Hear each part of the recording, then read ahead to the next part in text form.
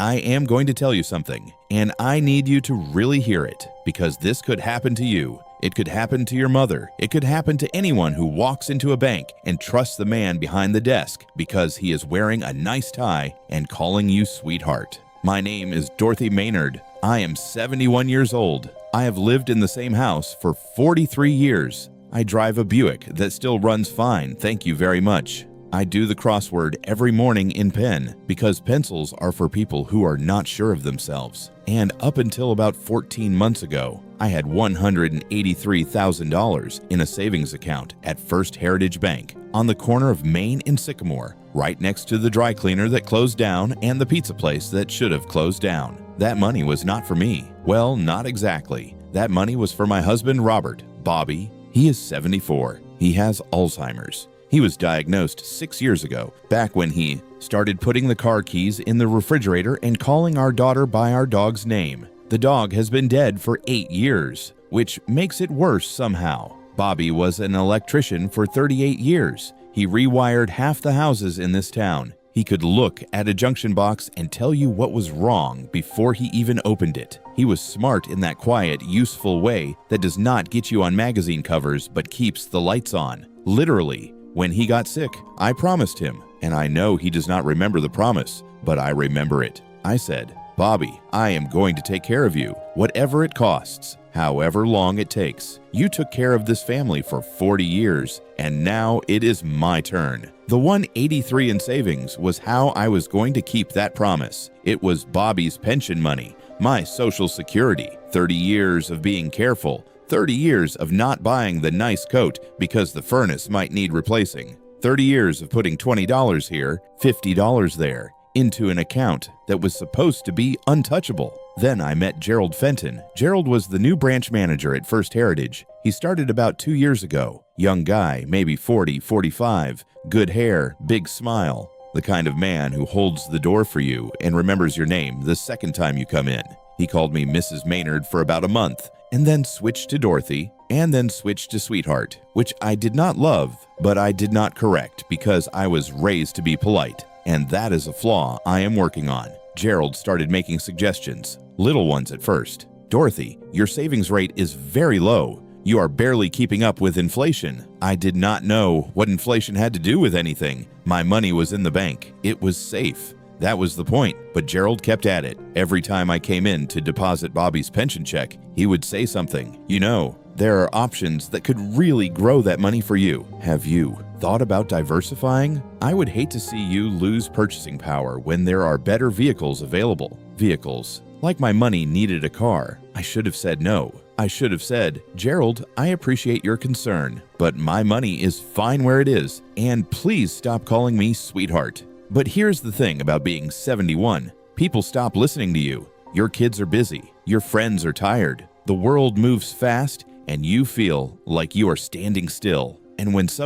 anybody sits down across from you and acts like what you think matters, you listen back, even when you should not. Gerald set up a meeting. He brought me into his office, the one with the glass walls and the fake plant and the framed photo of him shaking hands with someone I did not recognize. He had papers, a lot of papers. He spread them across the desk and started talking about yields and portfolios and risk-adjusted returns. And I will be honest with you, I understood. Maybe a third of it, maybe less. I asked questions. I said, Gerald, is this safe? Because this money is for Bobby's care. He said, Dorothy, sweetheart, this is what the money is for. We are going to make it work harder so it lasts longer. He said it the way you would say the sky is blue, like it was just a fact, like questioning it would be silly. He pushed a stack of papers toward me, a lot of pages. I started to read the first one, but the print was small and my reading glasses were in the car. And Gerald said, and I remember this exactly, you do not need to read all of that, Dorothy. It is just standard paperwork. Sign here and here, and I will take care of the rest. I will take care of the rest.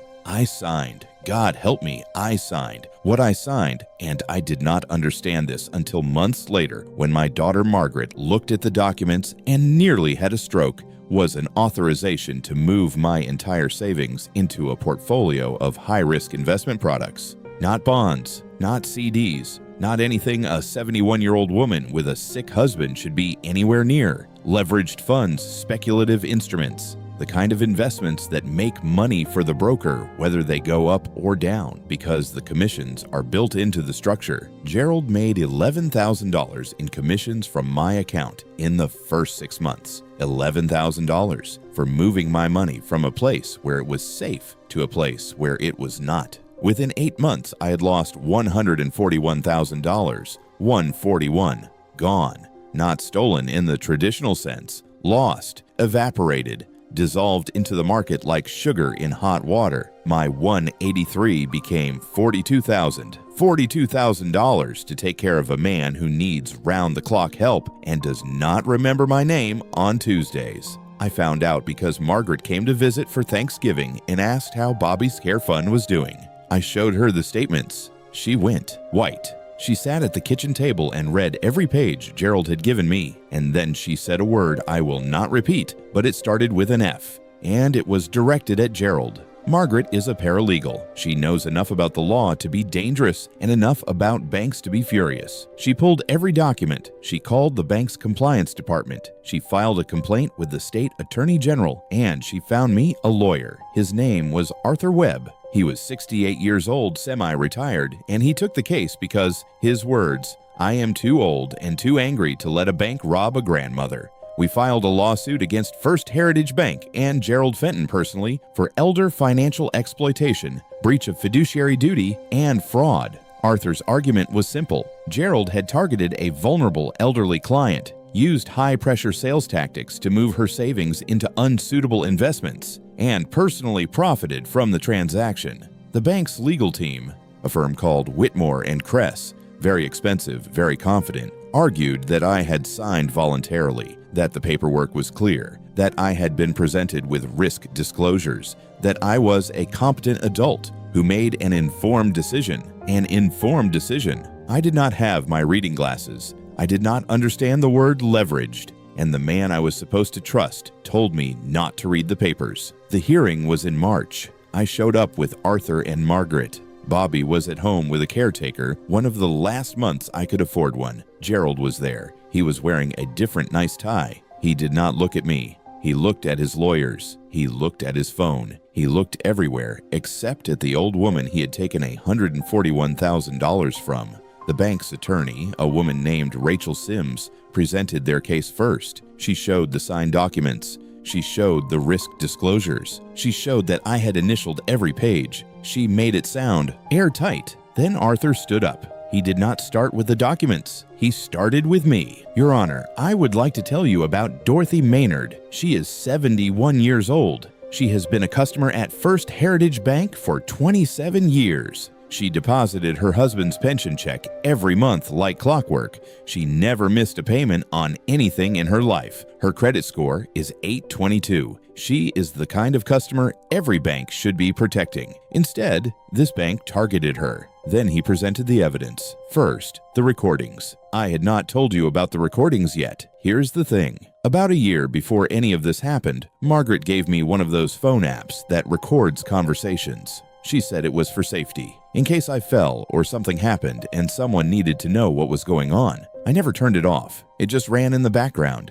I honestly forgot it was there, which means I accidentally recorded every meeting I had with Gerald Fenton. Arthur played 3 recordings. The first was from the initial meeting, where Gerald said, "Your savings rate is embarrassing, Dorothy. You are practically losing money by keeping it here." He used the word embarrassing about a 71-year-old woman's life savings. The second recording was from the meeting where I signed the papers. You could hear Gerald say, clear as a bell, "You do not need to read all of that. Just sign here and here. I will take care of the rest." You could also hear me say, "Gerald, are you sure this is safe? This money is for Bobby." And Gerald responding, "Sweetheart, trust me. This is what I do." The third recording was from a follow-up meeting where I expressed concern about a statement showing a loss. Gerald said, and this is the one that made the judge take off her glasses, "Dorothy, you have to be patient. The market goes up and down. That is normal. You just have to ride it out." He said this about a 71-year-old woman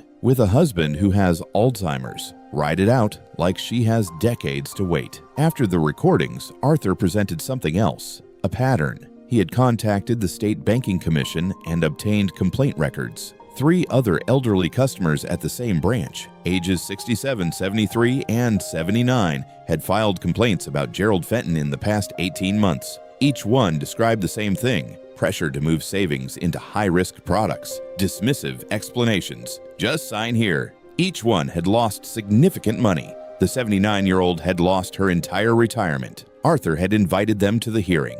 3 of them showed up. They sat in the gallery. Martha, who was 73 and had lost $62,000. Eugene, who was 67 and had lost $89,000. And Pauline, who was 79 and had lost everything. Pauline was in a wheelchair. Her granddaughter had driven her 2 hours to be there. Arthur asked the judge for permission to have them identified for the record. The judge agreed. Each one stood, or in Pauline's case, raised her hand, and stated their name, their age, and what they had lost. The courtroom was very quiet after that. Gerald's lawyers asked for a recess. The judge said no. The judge ruled from the bench. She found that Gerald Fenton had engaged in a pattern of predatory financial exploitation targeting elderly clients. She found that First Heritage Bank had failed in its supervisory obligations. She awarded full restitution of my losses, $141,000, plus damages. She also ordered the bank to review every transaction Gerald had handled in the past 3 years and report findings to the State Banking Commission. She said something from the bench that I wrote down on a napkin because I did not want to forget it. She said, "When a 71-year-old woman walks into a bank with her husband's pension money and says this is for his care, that is not an invitation to sell her a product.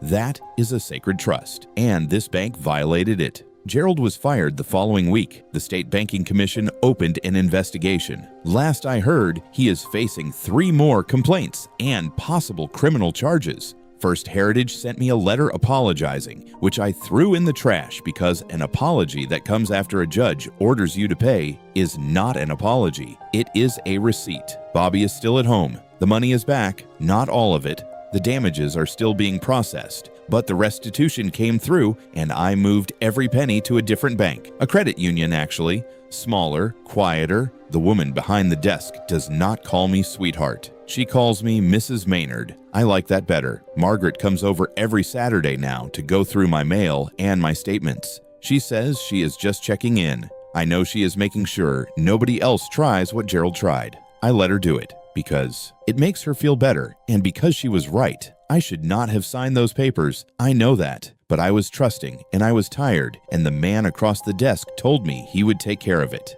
And when you are 71 and your husband does not know your name half the time, and the world feels very big and very fast, sometimes you just want someone to take care of it. That is what they count on. People like Gerald. They count on your trust. They count on your exhaustion. They count on the fact that you were raised to be polite and you will not make a scene. They count on you signing without reading, agreeing without understanding, and walking away without fighting back. I am fighting back now. Better late than never. That is what Bobby used to say when he showed up to dinner 20 minutes late with grease on his shirt and a grin on his face. Better late than never, Dot. If you are listening to this and you have a parent or a grandparent who handles their own finances, please go with them to the bank. Sit in the meetings, read the papers, ask the questions they are too polite to ask, because the Geralds of the world are not stupid. They are patient. They wait for the person in the room who will not push back, and then they push.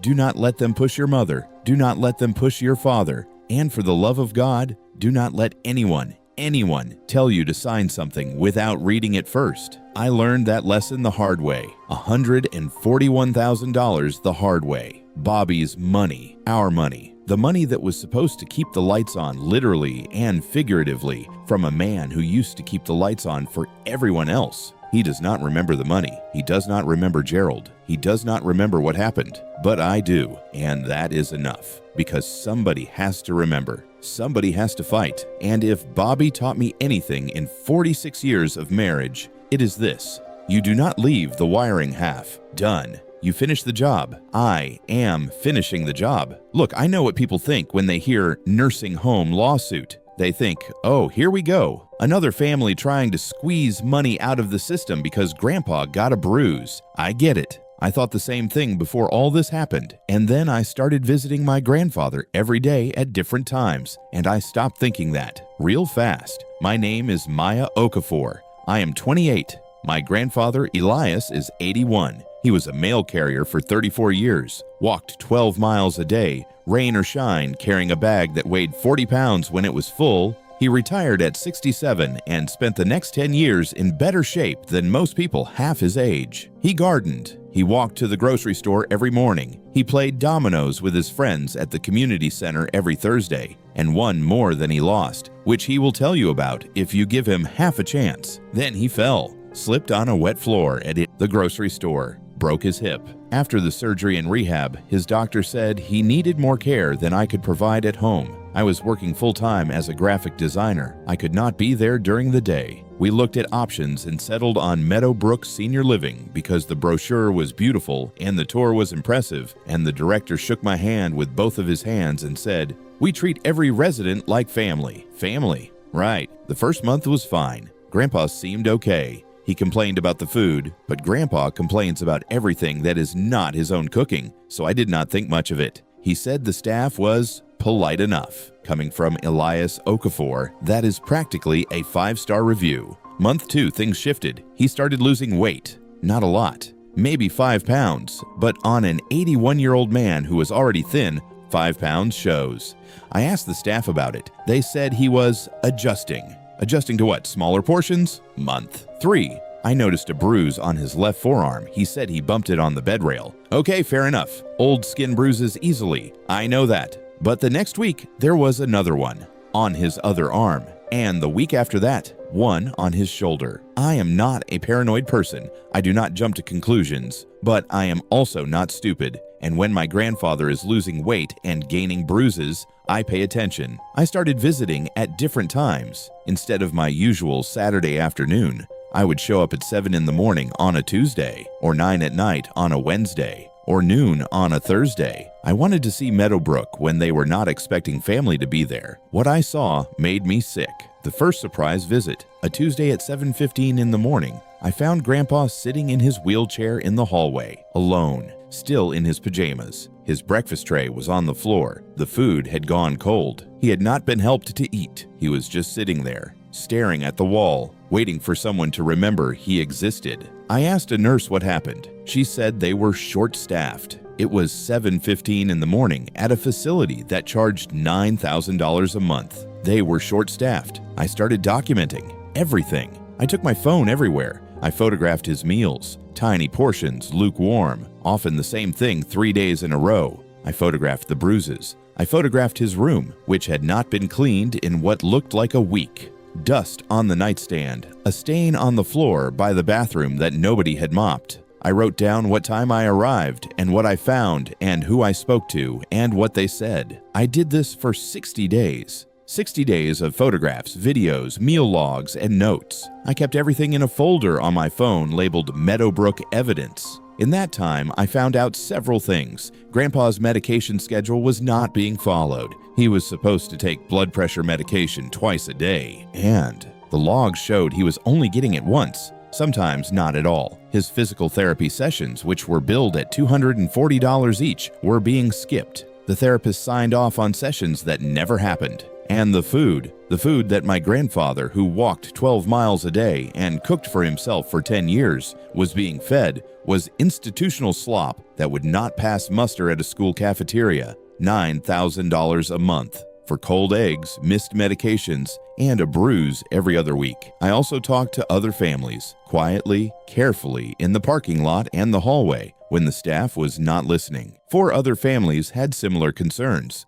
Mrs. Patterson in room 212. Her daughter said her mother had lost 15 pounds in 3 months. Mr. Garcia in room 108. His son said he found his father's call button unplugged. Mrs. Williams in room 319. Her granddaughter said she had reported a bruise twice, and nobody followed up. We were all saying the same thing. Something was wrong, and nobody at Meadowbrook wanted to hear it. I need to tell you about the dominoes, because that is the detail that makes all of this real for me. Grandpa played dominoes every Thursday for 20 years at the community center with the same 4 guys, Walter, Clarence, Big Jim, and a man everybody called Peaches, which I never got an explanation for, and at this point, I'm afraid to ask. They played from 2 to 5 every Thursday like it was church. They argued. They trash-talked. Walter accused Grandpa of cheating at least once a session, which Grandpa took as a compliment. When Grandpa moved into Meadowbrook, the Thursday games stopped. Not because he forgot about them, because nobody at Meadowbrook organized anything for the residents on Thursday afternoons. The activities calendar on the wall in the lobby listed things like morning stretches and arts and crafts and movie hour, but half of them never happened. The arts and crafts room was locked every time I visited. The movie projector was broken. Morning stretches consisted of a 20-year-old aide saying, "Okay, everyone, move your arms," and then going back to her phone. Grandpa told me once, about a month in, "Maya, I am bored out of my mind. There is nothing to do here but wait. Wait." That is what he said. Not wait for lunch or wait for visitors. Just wait. Like the whole place was a waiting room and nobody would tell him what he was waiting for. That hit me harder than the bruises, harder than the cold food. A man who walked 12 miles a day and played dominoes for 20 years was sitting in a wheelchair staring at a wall because a facility that charged $9,000 a month could not be bothered to buy a set of dominoes and clear a table. I bought him a set. I brought it on my next visit. He held the box and looked at it for a long time and did not say anything. Then he said, "Find me somebody who knows how to play and does not cheat." I found Clarence, the real Clarence, from the community center. I drove him to Meadowbrook, and the two of them played for 3 hours in the common room and argued so loudly that a nurse came to check on them. Grandpa was smiling for the first time in weeks. That is what $9,000 a month should buy, not cold fish sticks. A reason to smile. I contacted the state health department and filed a formal complaint. I also hired an attorney, a woman named Keisha Brown, who had handled 3 elder abuse cases against care facilities. She was fierce and organized, and she looked at my 60 days of evidence and said, "Maya, this is not neglect. This is a system." We filed suit against Meadowbrook Senior Living for elder neglect, financial exploitation, and fraud. Keisha's argument was that Meadowbrook was charging premium rates while providing substandard care, falsifying therapy records, and systematically understaffing to maximize profit. Meadowbrook's legal team, a firm that represented several nursing home chains, responded exactly the way you would expect. They said my grandfather's weight loss was age-related. They said the bruises were consistent with normal elderly skin fragility. They said the staffing levels met state minimum requirements. State minimum requirements. As if minimum is something you should be proud of when you are charging $9,000 a month to take care of someone's grandfather. The hearing was on a Wednesday. I showed up with Keisha and a binder that was 3 inches thick, 60 days of evidence, photographs, videos, meal logs, medication records, billing statements. Meadowbrook sent 2 attorneys and the facility director, a man named Craig Howell, who was wearing a suit that cost more than a month of my grandfather's care. He sat at the table with his hands folded and an expression that said, "This will be over quickly." Their lead attorney, a man named Dennis Kowalski, presented Meadowbrook's defense. He showed their licensing records. He showed their inspection scores, which were passing barely from the last state inspection 2 years ago. He showed the signed admission agreement where I had agreed to their terms of service. Then Keisha stood up. She started with the billing. She showed that Meadowbrook charged $9,200 per month. She broke it down. Room, meals, medication management, physical therapy, activities, personal care. She showed what they actually provided. Room, unclean, documented with photographs. Meals, she presented 7 consecutive days of meal photos, side by side with the menu Meadowbrook gave families, which featured words like chef prepared and locally sourced. The photos showed frozen fish sticks and canned corn. She showed the therapy records. 12 sessions billed at $240 each in the past 3 months. She showed the sign-in sheets, signed by the therapist. Then she showed her evidence, a video I had taken on my phone during a time when Grandpa was supposedly in a therapy session. He was in his room, alone, in his wheelchair. The session was billed for 45 minutes. She showed the medication logs, the gaps, the missed doses, the inconsistencies. She showed the bruises, 7 documented bruises over 60 days, each one photographed with a timestamp. Then Keisha asked the judge for permission to present additional witnesses. The judge agreed. 4 families came forward, one by one. Mrs. Patterson's daughter described finding her mother dehydrated and disoriented. Mr. Garcia's son described the unplugged call button. Mrs. Williams's granddaughter described reporting a bruise and being told she probably did it to herself. Each one had brought their own evidence: photographs, text messages with staff, billing records that did not match the care provided. Craig Howell stopped looking confident about halfway through the second testimony. By the fourth, he was whispering to Kowalski. Kowalski was not writing anything. The judge did not wait for closing arguments. She said, "I have seen enough." She ordered Meadowbrook to undergo an immediate state inspection, not the scheduled kind that facilities have time to prepare for, the surprise kind. She awarded damages to my family and flagged the case for referral to the state attorney general's office. She also issued a temporary restraining order preventing Meadowbrook from admitting new residents until the inspection was complete. She looked at Craig Howell and said, "Mr. Howell, you charge $9,000 a month and you cannot keep the floor clean.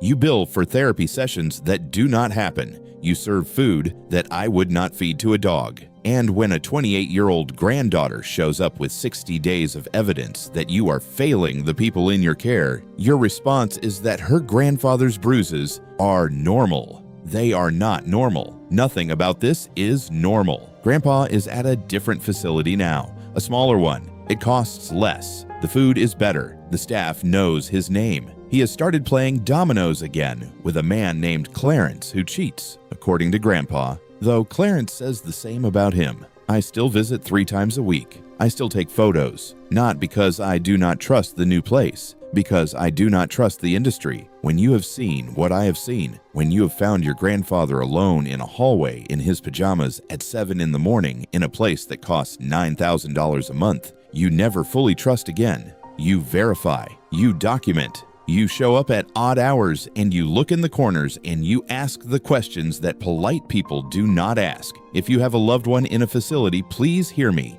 Visit at different times. Look at the food, check the medication log, ask about the staffing ratio, take photographs. And if something feels wrong, it probably is. Your instinct is not paranoia. It is love, and love pays attention. Grandpa does not know about the lawsuit. I did not tell him. He would be embarrassed. He is a proud man who walked 12 miles a day and never asked for help. But I think if he understood what happened, he would say what he always says when somebody tries to take advantage of a situation.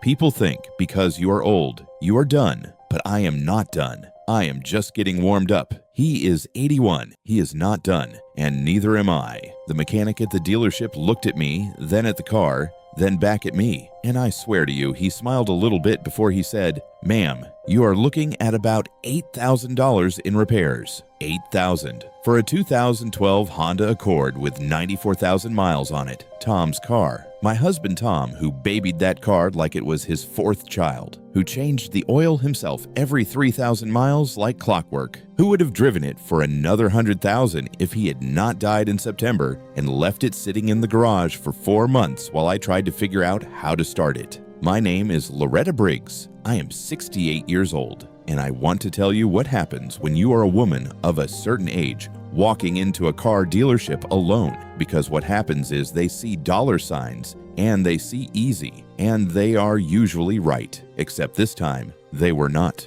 Tom passed on September 14th. Heart attack. He was in the garage, under the car actually. He was changing the brake pads, which he had done 100 times. He was 69. The paramedics said it was fast. I do not know if that makes it better or worse. I just know that when I walked into the garage and saw his feet sticking out from under the car and he did not answer when I called his name, the world broke in a way that I did not think the world could break. We were married for 44 years. He proposed at a Dairy Queen. He was 24 and I was 23, and he put the ring in a blizzard. I almost ate it. He thought that was the funniest thing he had ever seen. He was still laughing about it on our 40th anniversary. That man laughed more than anyone I have ever known. Loud from the belly, the kind of laugh that made strangers in restaurants turn around and smile even though they did not know what was funny. After he died, the car just sat there. I did not drive it. I did not touch it. I could not even open the garage door for 2 months because the last time I opened it, Tom was under the car and he was not coming out. In January, my daughter Kim said, "Mom, you need to either drive the car or sell it." She was right. I was not going to sell it. It was Tom's car. It smelled like him. Old Spice and motor oil and those peppermints he kept in the console, so I decided to drive it. It would not start. Dead battery, I figured. I jumped it with the neighbor's cables, and it turned over, but it ran rough. Something was not right. Tom would have known what it was in about 30 seconds. I did not know what it was at all. I took it to the Honda dealership on Route 9, the one with the big glass windows and the showroom floor, and the coffee machine in the waiting area that makes everything taste like plastic. A service advisor named Tyler, young guy, maybe 25, very polite, very confident, looked up the car, asked me some questions, and said he would run a diagnostic. An hour later, he came back with a list. A long list. He said the car needed a new timing belt, new spark plugs, a fuel injector cleaning, a coolant flush, brake fluid replacement, a new cabin air filter, a new engine air filter, new brake rotors, and, this was the big one, a catalytic converter replacement.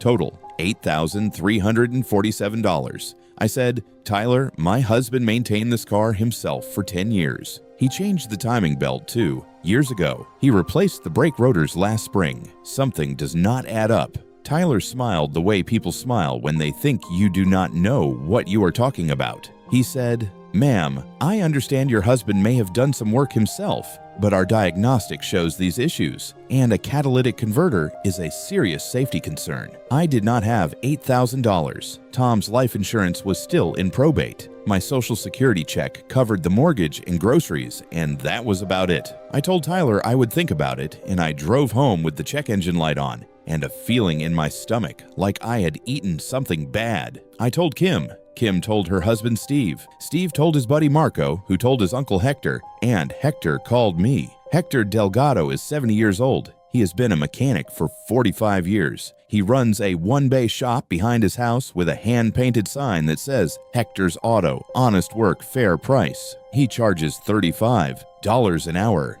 The dealership charges $165. Hector said, Mrs. Briggs, bring me the car. Let me look at it. Do not pay anybody anything until I see it. I drove to Hector's the next morning. He had the car up on the lift in 10 minutes. He was under it for about 20 minutes. Then he came out wiping his hands on a rag and said, the battery connections are corroded and you have a fouled spark plug. That is it. The timing belt is fine. It has about 30,000 miles left on it. The catalytic converter is working. The brakes are good. Whoever told you that you needed $8,000 in work was either incompetent or dishonest, and I do not think they are incompetent. Total cost, $211, parts and labor. I sat in Hector's plastic lawn chair in his driveway and cried, not because of the money, because Tom would have known. Tom would have looked at that list from the dealership and laughed and said, Dot, they are trying to rob you blind. But Tom was not here, and without him, I was exactly the kind of person they thought I was. A widow, alone,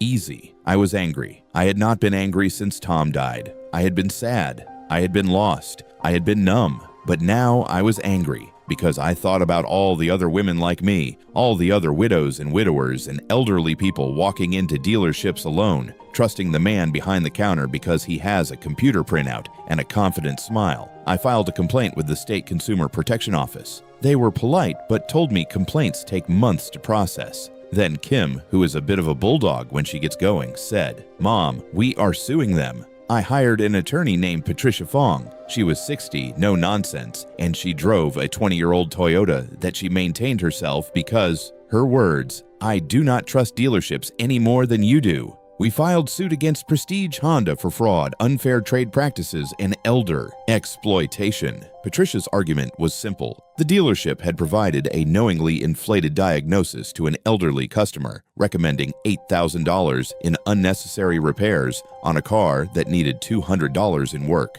The dealership's lawyer, a man named Kevin Bass, countered that the diagnostic was a professional assessment based on standard procedures, and that I had declined the recommended service, meaning no harm was done. No harm was done. They tried to charge me $8,000 for $200 of work. The only reason they did not succeed is because a 70-year-old mechanic in a driveway caught them. The hearing was in April. I showed up with Patricia and Hector. Hector was wearing his cleanest work shirt, which still had a small oil stain on the pocket. He brought his tools in a canvas bag, in case the judge wanted a demonstration. He also brought a folder. Patricia presented our case. She showed the dealership's diagnostic report, $8,347. She showed Hector's assessment, $211. She showed photographs of the car's components, the timing belt that the dealership said needed replacing, clearly in good condition, the catalytic converter that was failing,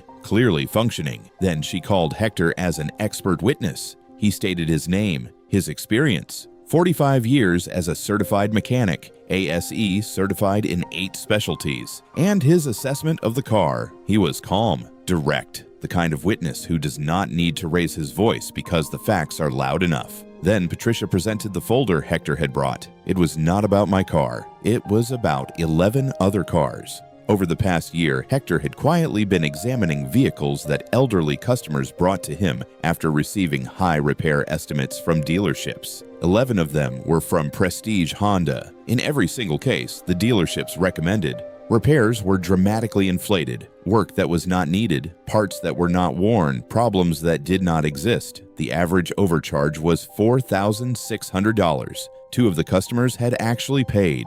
One was a 79-year-old man who paid $6,000 for a transmission flush his car did not need. Hector had documented everything, each car, each diagnosis, each finding. He had photographs. He had his own diagnostic reports. He had receipts showing what the customers actually needed versus what they were told they needed. 11 cases. A pattern, not a mistake. A business model. Kevin Bass asked for a recess. The judge denied it. The judge ruled in my favor. She awarded damages and referred the case to the State Attorney General for investigation into Prestige Honda's service practices across all their locations. She also ordered the dealership to notify every customer over 65 who had received service in the past 2 years, giving them the option to have their work independently reviewed. She said from the bench, "This court will not tolerate the exploitation of elderly consumers. A car dealership is a place of trust. When a widow brings her late husband's car in for service, she is not looking for a sales pitch. She is looking for honesty. And what she got from this dealership was the opposite." After the hearing, Hector and I stood in the parking lot. He was holding his canvas tool bag. I was holding a tissue because I had been crying for about 20 minutes. "Hector," I said, "why did you keep all those records about the other customers?" He looked at me and said, "Because my wife is 72, and I keep thinking about what would happen to her if somebody tried this when I am not around. That is why. Not for the lawsuit, not for the money, because a 70-year-old mechanic loves his wife and does not want anyone to take advantage of her. That is the whole reason." Tom would have liked Hector. They would have argued about oil brands and brake pad materials and whether synthetic blend is worth the extra money. They would have been friends. The car runs fine now. I drive it every day. It still smells like Old Spice and peppermints. I keep the console stocked because even though Tom is not here to eat them, the smell reminds me of 44 years of a man who laughed from his belly and proposed in a blizzard and kept every car he ever owned running like a Swiss watch. If you are a widow or a widower reading this and you need car work done, please get a second opinion. Always. Do not let anyone pressure you. Do not let anyone tell you that you do not need to understand what they are doing. You do. And if the man behind the counter smiles a little too much and calls you sweetheart, walk out. Find a Hector. They are out there in driveways and one-bay shops and garages that smell like motor oil and honesty. They will not overcharge you. They will not condescend to you. They will look at your car and tell you the truth and charge you $211 for $211 of work. And that, in this world, is worth more than any dealership's coffee machine. My kids were sitting on the curb with their backpacks when I got there. Jaden had his arms around his little sister Amaya, like he was trying to keep her warm even though it was 70 degrees out. He was doing what 9-year-old boys do when they are scared and do not want anyone to know. He was being brave in a way that should not be required of a 9-year-old. Amaya was 5. She was holding her stuffed rabbit, the one she sleeps with every night, and she was not crying. She had already finished crying. The look on her face was worse than tears. It was the look of a child who has just learned that the world is not safe No kid should learn that at 5. My name is Jasmine Turner. I am 35 years old. I am a single mother. And on March 7th of this year, my landlord changed the locks on my apartment while I was at work, put my children on the street, and left my furniture inside. Okay, let me back up, because I know how this sounds and I know what people assume when they hear single mom and eviction in the same sentence. They assume I was behind on rent. They assume I did something wrong. They assume there is a reason, and the reason is me. I was not behind on rent. I had not missed a single payment in 4 years. I paid $1,100 a month for a 2-bedroom apartment on the 3rd floor of a building that had roaches in the kitchen and a radiator that sounded like a dying animal. But it was ours. The kids each had a bed. The school was 4 blocks away. Jaden could walk there by himself, which made him feel grown up. And I could watch him from the window until he turned the corner, which made me feel less terrified. The landlord's name was Vincent Garza. He owned 6 buildings in the neighborhood. He was the kind of landlord who fixed things when he felt like it, and raised rents when he felt like it, and generally operated on the principle that tenants were problems that occasionally paid him money. In January, Vincent told me he was raising the rent from $1,100 to $1,700, a $600 increase in one jump. No warning. No negotiation. He sent a text, not even a letter, a text that said, "New rate starts March 1st. Let me know." I told him I could not afford $1,700. I asked if we could discuss a smaller increase. He said no. I said I would need time to find a new place. He said I had until March 1st. March 1st came. I paid $1,100, my original rent. I was still looking for a new apartment, but if you have ever tried to find affordable housing as a single mother with 2 kids and a budget that stretches like old elastic, you know it is not a weekend project. Every place I could afford had a waiting list. Every place without a waiting list was in a neighborhood where I would not feel safe walking Jaden to school. On March 7th, I went to work. I am a medical billing coder at a clinic. I drop the kids at school at 8, work until 3:30, and pick them up by 4. It is tight, but it works. Every day, the same routine. Except on March 7th, I got a call from the school at 2:15. Ms. Turner, Jaden and Amaya are in the office. Jaden says there is a problem at your apartment. I left work. I drove to the school. The front desk woman told me that a neighbor had picked the kids up after school and brought them there because they could not get into the apartment. The door had a new lock. I drove to the apartment. The lock was changed. My key did not work. I could see through the window that my furniture was still inside. The couch, the beds, the kitchen table, Amaya's drawings taped to the refrigerator. Everything was there. We were not. Vincent had changed the locks at approximately 2 in the afternoon. According to my neighbor, Mrs. Delgado, she had seen him. She had watched him walk up the stairs with a drill and a new deadbolt. She had said, "Mr. Garza, what are you doing?" He had said, "The tenant is out. I have a new one coming." Mrs. Delgado, God bless her, had the presence of mind to record it. She pulled out her phone and filmed Vincent drilling out my lock. The video is 47 seconds long. You can see him clearly. You can hear him say, "She had until the 1st. She did not leave. This is my property." She also took a photo of the new lock and a photo of the building directory where my name was already removed and replaced with a blank card. I called the police. They came. They looked at the lock and told me it was a civil matter and I would need to go through the courts. They could not force Vincent to let me in.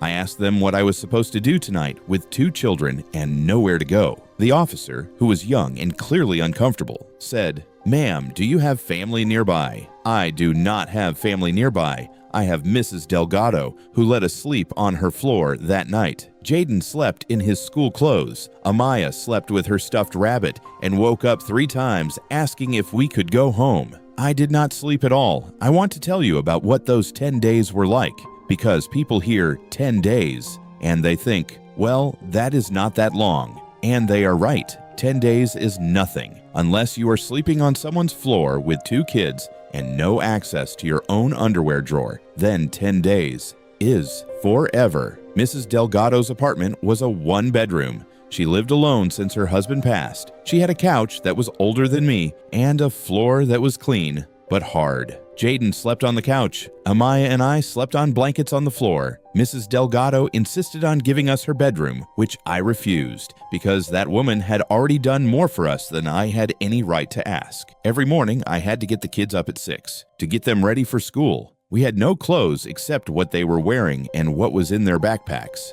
Jaden's backpack had his math homework, a granola bar, and a broken pencil. Amaya's had her rabbit, 3 crayons, and a drawing of our family that she had made at school. The drawing showed 4 stick figures, me, her, Jaden, and a square with a triangle roof that was our apartment. She had drawn a heart on the door. I washed their clothes in Mrs. Delgado's sink every night and dried them over a chair. I ironed Jaden's shirt with a pot of hot water because Mrs. Delgado's iron was broken. Jaden told his teacher his shirt was wrinkly because the dryer is weird at our new place. He did not want anyone to know we were sleeping on a floor. On day 4, Amaya asked me, "Mama, did we do something bad? Is that why we cannot go home?" I said, "No, baby, we did not do anything bad. A bad person did a bad thing, and we are going to fix it." She said, "Can we fix it tomorrow?" I said, "I am working on it, baby." She said, "Okay, can I have a peanut butter sandwich?" Mrs. Delgado made her one.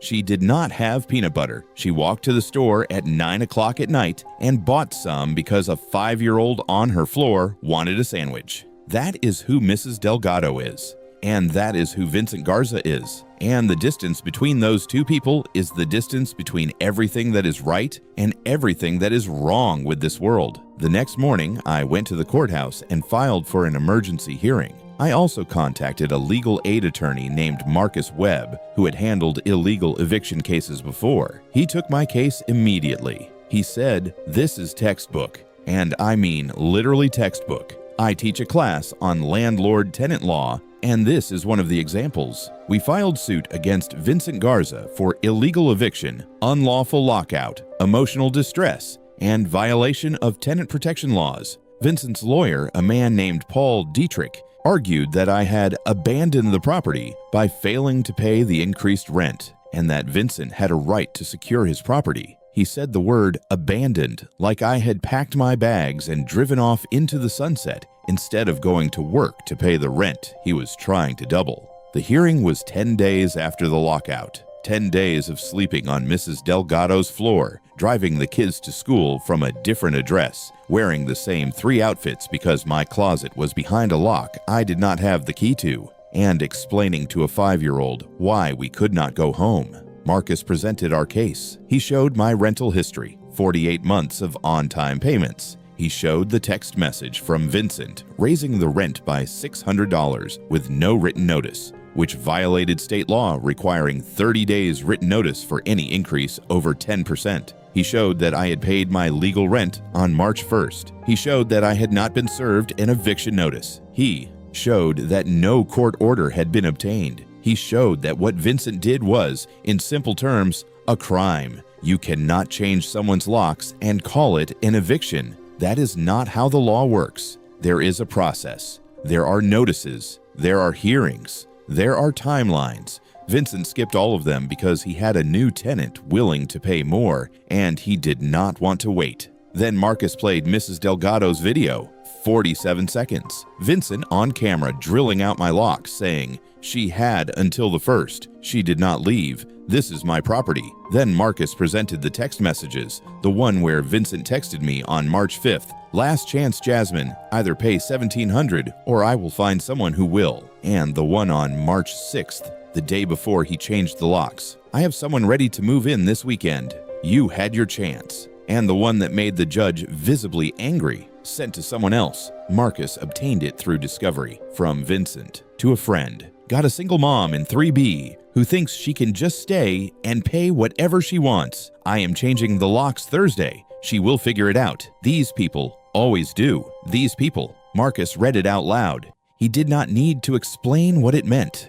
The judge ruled in my favor. She called what Vincent did a willful and egregious violation of this tenant's legal rights. She ordered Vincent to restore my apartment immediately. Same unit, same lock, same rent. She awarded triple damages for the illegal lockout, which is what state law provides, plus additional damages for emotional distress. She also referred the case to the district attorney's office for potential criminal charges. She looked at Vincent and said, "Mr. Garza, you own 6 buildings in this neighborhood. If I find out this has happened to any other tenant, I will personally ensure that every relevant agency knows about it." Vincent did not look at me. He looked at his shoes. Dietrich was already packing his briefcase. I got my apartment back that evening. Marcus and Mrs. Delgado helped me carry the kids' backpacks upstairs. The apartment was exactly the way I had left it. My coffee mug was still on the counter. Amaya's drawings were still on the fridge. Jaden's homework was still on the kitchen table, half finished. Amaya walked through the front door, looked around and said, "We are home? We are home, baby." She put her rabbit on her bed and said, "Okay, good." I did not like the floor. Jaden did not say anything. He just went to his room and closed the door. I heard him crying through the wall. Quiet, controlled crying, the kind that 9-year-old boys do when they have been brave for too long and finally have a door to close. I sat on the couch and cried too. Loud, messy, ugly crying, the kind that single mothers do when the fight is over and the kids are safe and you are finally allowed to fall apart. If you are renting and your landlord tries to change your locks, do not leave. Call the police, document everything, film everything. And know this, in almost every state, a lockout without a court order is illegal, period. It does not matter what they say. It does not matter what you owe. They cannot put your children on a curb. And if you are a Mrs. Delgado, a neighbor who sees something wrong, please film it. 47 seconds changed my life. Your phone could change someone else's.